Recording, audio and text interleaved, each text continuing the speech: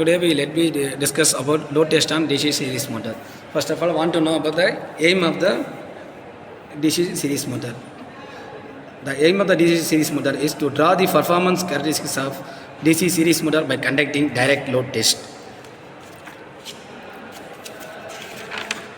Now want to know the precaution of the DC series motor.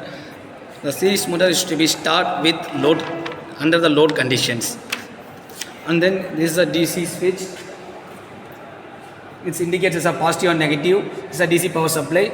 And then 2 point again use the 2 point starter line and armature winding. This indicates as a line and A. This is the field winding Y1 and Y2. This is the armature winding indicates as a A1 and A2. In the series motor, the field winding is to be connected in series with the armature winding. So the current in the field and the armature winding are the same. As the field winding carries the armature current, the torque varies as the square of current up to magnetic saturation. After the saturation, the torque varies directly with the current. As the series motors exerts a torque proportional to square of armature current, these motors are used in applications where high starting torque is required. Speed of the series motor is inversely proportional to the armature current. When the load is heavy, the armature current is large and hence the speed will be low. But when the load current and hence the armature current falls into the small value, the speed will be dangerously high. So the series motor should be started with load. Otherwise, it will develop excessive speed and gets damaged. Let us see the procedure of the load test and DC series motor. The connections as per the circuit diagram. The DC switch is to be, the DC power supply is to be on, and then the motor is to be start using 2 point starter. This is a 2 point starter. This gradually want to increase.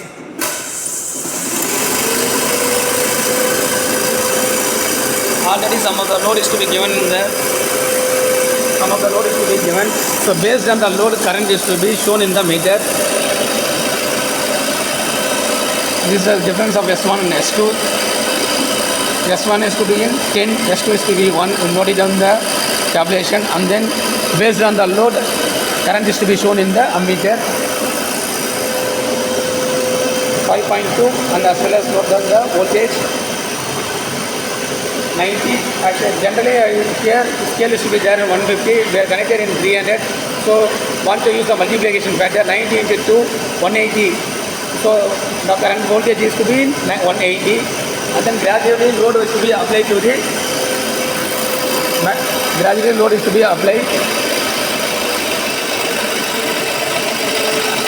Once again, want to note down the current. Load is to be increased means automatically current is to be increased. Based on the load, current is to be increased, and then want to note the voltage as well as the speed. Once again, repeat the same procedure.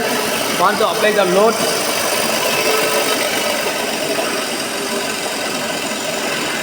And note down the difference between S1 and S2 as well as ammeter, current, voltage and speed.